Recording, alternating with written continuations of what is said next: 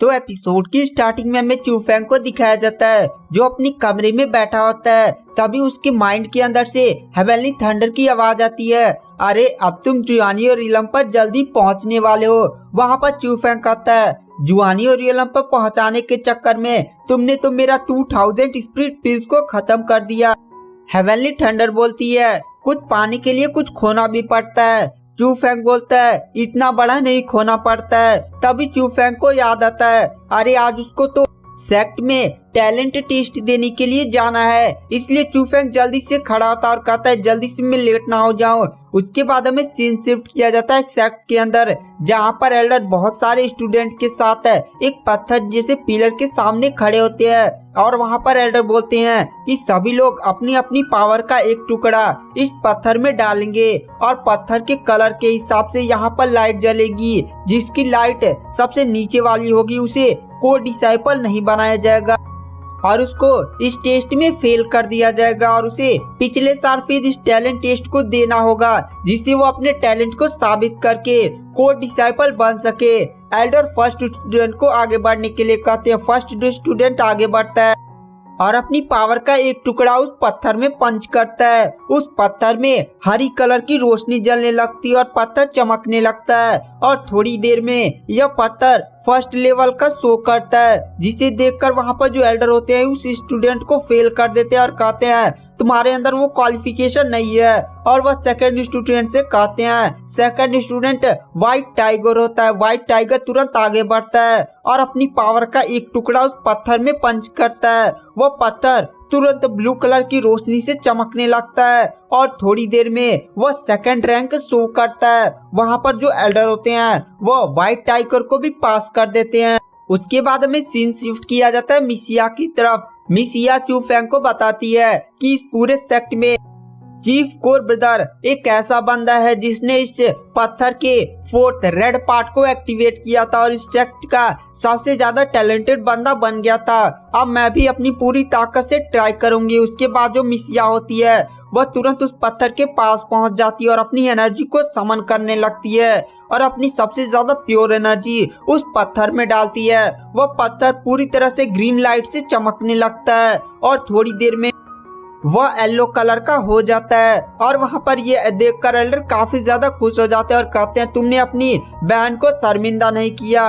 और वहाँ पर जो मिसिया थी उसे थर्ड लेवल से पास कर दिया गया था। यहाँ पर मिसिया इन सब में सबसे ज्यादा टैलेंटेड लग रही थी। मिसिया काफी ज्यादा खुश हो जाती है। उसके बाद वहाँ पर जो एल्डर होते हैं वह कहते हैं, किसी को और टेस्ट देना है तो आकर टेस्ट दे सकता है। तभी वहाँ पर जो चूफेंग होता है वो टेस्ट देने के लिए आगे बढ़ता है और एल्डर के पास जाता है। वहाँ पर एल्डर चूफेंग को देखकर उसे मना कर देते हैं और कहते हैं कि तुम्हें अभी सेक्ट में ज्वाइन हुए कितना समय हुआ और तुम अभी से को डिसाइपल बनना चाहते हो। अभी तुम्हारे अंदर वो क्वालिफिकेशन नहीं होगी, तुम्हें और भी मेहनत करने की जरूरत है। लेकिन चूफेंग कहता है कि ऐसा रूल में कहीं नहीं लिखा गया है कि एक न्यू ज्वाइन बंदा इस टेस्ट को नहीं दे सकता। वहाँ पर एल्डर चूफेंग की बात सुनकर थोड़ा सा गुस्सा भी होता है और कहते हैं, अच्छा टेस्ट देना चाहते हो तो जाओ दे लो। उसके बाद वहाँ पर जो चूफेंग होता है वो उस पत्थर के पास जाता है, तुरंत अपनी पावर को समन करके उस पत्थर में डालता है। वह पत्थर एक अजीब सी रोशनी छोड़ता है और तुरंत वह पत्थर कोई भी चमक नहीं छोड़ता और अचानक से वहाँ पर सारा एकदम नॉर्मल हो जाता है। ये सारी चीज देखकर वहाँ पर एल्डर कहते हैं, चूफेंग मैंने कहा था कि ना तुम अभी रेडी नहीं हो। चूफेंग उस पत्थर को बिना किसी रोशनी के देखकर काफी ज्यादा शॉक था। वहाँ पर एल्डर चूफेंग को फेल कर देते हैं। वहाँ पर जितने भी लोग होते हैं वो चूफेंग का हंस हंस कर मजाक उड़ाने लगते हैं। वहाँ पर एल्डर बोलते हैं, किसी को और टेस्ट देना है, कोई भी बंदा आगे नहीं बढ़ता। इसलिए एल्डर कहते हैं, ठीक है ये टेस्ट समाप्त कर दिया जाता है, तुम लोग जाओ। बाहर चीफ कोर ब्रदर तुम्हारा इंतजार कर रहे हैं। वहाँ पर चूफेंग काफी ज्यादा सदमे में था कि आखिर ये पत्थर चमका क्यों नहीं और हमें पत्थर के ऊपर का दिखाया जाता है एकदम टॉप पर वो एक अलग ही रोशनी से चमक रहा था। वो बैगनी कलर से चमक रहा था और वहाँ पर इस सेक्ट के पैट्रियाच और वही मास्क वाला बंदा दोनों लोग इस पत्थर की चमक को देखकर काफी ज्यादा शौक में थे। वहाँ पर पैट्रियाच बोलते हैं, अरे इस बंदे के पास तो सुप्रीम टैलेंट है। वहाँ पर वो एल्डर बोलता, हाँ मैंने भी आज तक इस सेक्ट में किसी भी जनरेशन के किसी भी बंदे को इस पत्थर के टॉप को चमकाते हुए नहीं देखा। वहाँ पर वो दोनों एल्डर शॉक में ही थे। उसके बाद हमें सीन शिफ्ट किया जाता है जहाँ पर चूफेंग काफी ज्यादा उदास था। वहाँ पर जो मिसिया थी वो चूफेंग को समझा रही थी कि चूफेंग तुम्हारे अंदर बहुत ही ज्यादा बढ़िया टैलेंट है, जरूर उस पत्थर में ही कोई गड़बड़ी होगी। लेकिन चूफेंग जानता था कि उस पत्थर में कोई भी गड़बड़ी नहीं थी। मिसिया जो है उसे उदास नहीं देखना चाहती थी, इसीलिए उसे तसल्ली दे रही थी। तभी वहाँ पर चीफ कोर ब्रदर आ जाता है जो सभी डिसाइपल्स को देखकर कहता है जितने लोग का इस कोर डिसाइपल में सिलेक्शन हो गया उनका ठीक है, जिनका नहीं हुआ है वो अगले साल फिर से ट्राई करेंगे और अपने टैलेंट को और भी ज्यादा निखारने की कोशिश करे ताकि वो लोग कोर डिसाइपल बन सके। तभी वहाँ पर चीफ कोर ब्रदर की नजर मिस या पर पड़ती है और वो काफी ज्यादा भी गुस्सा भी दिखने लगता है। वो तुरंत मिस या के पास जाता है, उसे गुस्से में देखते हुए बोलता है ये क्या है। वहाँ पर मिस या कहती है क्या क्या है। तभी उसकी नजर उसके सीने पर लगी हुई बैच पर पड़ती है और तुरंत उसे छुपा लेती है। वहाँ पर दरअसल मिस या की एक ग्रुप का बैच था। वहाँ पर तुरंत सीनियर कोर ब्रदर बिना पूछे उसके उस पार्ट को टच करके वहाँ से निकाल लेता है वो बैच। चूफेंग ये देखकर काफी ज्यादा गुस्सा भी होता है, लेकिन मिस या उसे रोक लेती है। वहाँ पर चीफ को ब्रदर कहता है तुम जानती हो ना कि अब तुम कोर डिसाइपल बन चुकी हो और तुम यहाँ पर किसी भी तरह का गैंग नहीं चला सकती। अपनी फैमिली गैंग अपने पास ही रखो और इसके लिए तुम्हें पनिशमेंट दी जाएगी। दरअसल ये जो सीनियर चीफ कोर ब्रदर था वो मिस या के बहन से जलता था, जो इस सेक्ट में एक काफी बड़े पोजीशन पर एल्डर थी, जो उसके हर एक काम में बहुत ही ज्यादा बाधा डालती थी और उनका कुछ फैमिली मैटर भी था। सीनियर चीफ कोर ब्रदर की बात सुनकर चूफेंग का सबर का बांध टूट जाता और तुरंत वह सीनियर चीफ कोर ब्रदर के पास पहुंच जाता और कहता है आपने कहा कि यहाँ पर गैंग बनाना अलाउ नहीं है और जो भी ऐसा करता है उसे सजा दिया जाएगा, लेकिन मैं भी जानता हूँ कि आप भी यहाँ पर गैंग बनाए हैं और अपना खुद का एक इनर सेक्ट चलाते हैं, तो क्या इसके लिए आपको सजा नहीं मिलनी चाहिए। ये बात सुनकर वहाँ पर सीनियर चीफ ब्रदर काफी ज्यादा गुस्सा आ जाता है और तुरंत वह चूफेंग पर अटैक कर देता है।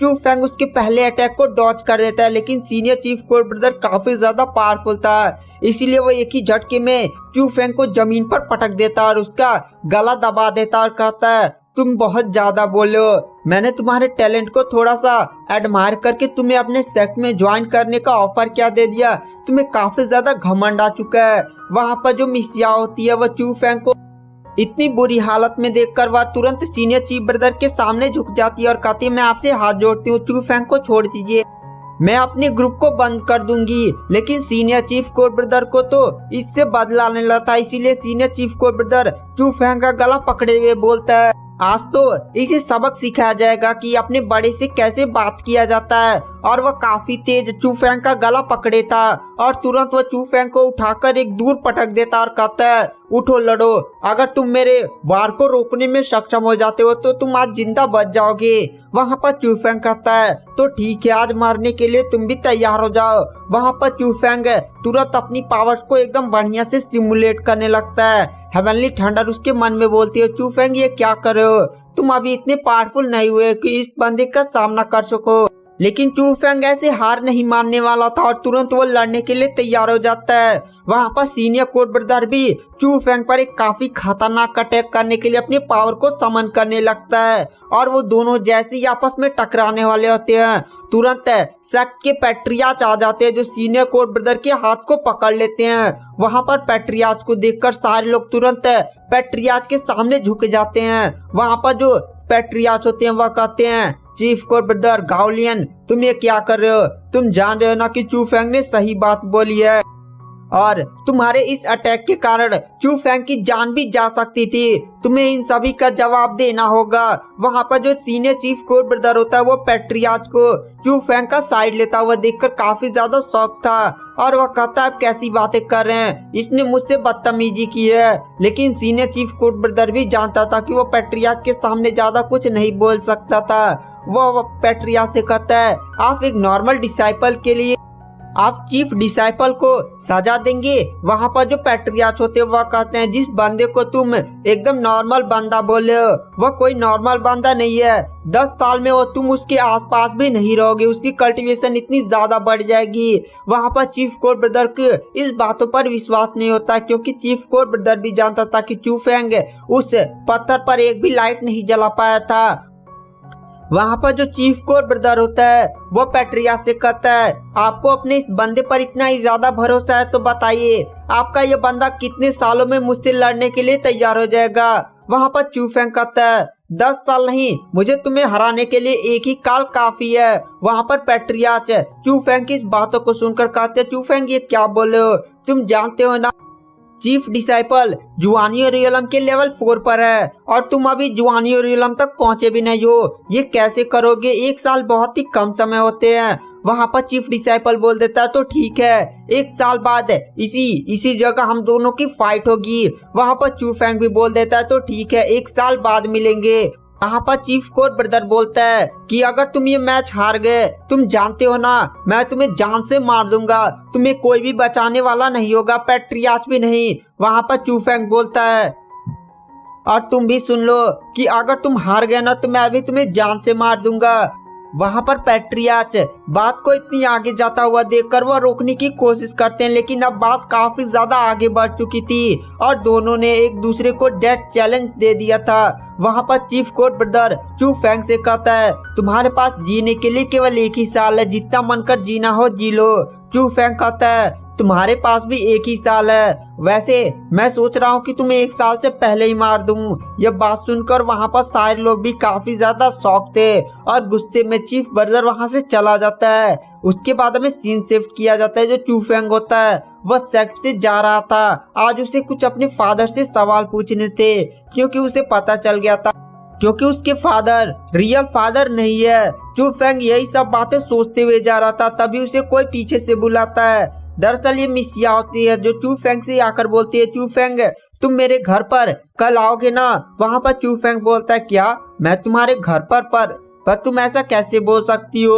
वहाँ पर चू फेंग की इस सभी अजीब से इशारों को देखकर वहाँ पर मिसिया तुरंत समझ जाती है और कहती है तुम क्या पागल वाली बातें कर रहे हो, दरअसल मेरा कल बर्थडे है इसीलिए मैं तुम्हें इनवाइट कर रही हूँ। वहाँ पर चू फेंग कहता अच्छा ये बात है, ठीक है मैं तुम्हारे फैमिली में जरूर आऊंगा। उसके बाद चू फेंग वहाँ से चला जाता है। जो चू फेंग होता है वह तुरंत अपने फादर के पास पहुँचता है और जैसे उसके फादर उसका गेट खोलते हैं वहाँ पर चू फेंग तुरंत उनसे पूछता है कि मेरे असली फादर कौन है। वहाँ पर चू फेंग को ऐसा सवाल पूछता हुआ देखकर उसके फादर काफी ज्यादा शॉक हो जाते हैं और वह इसी शॉक में बोलते तुम अंदर चलो।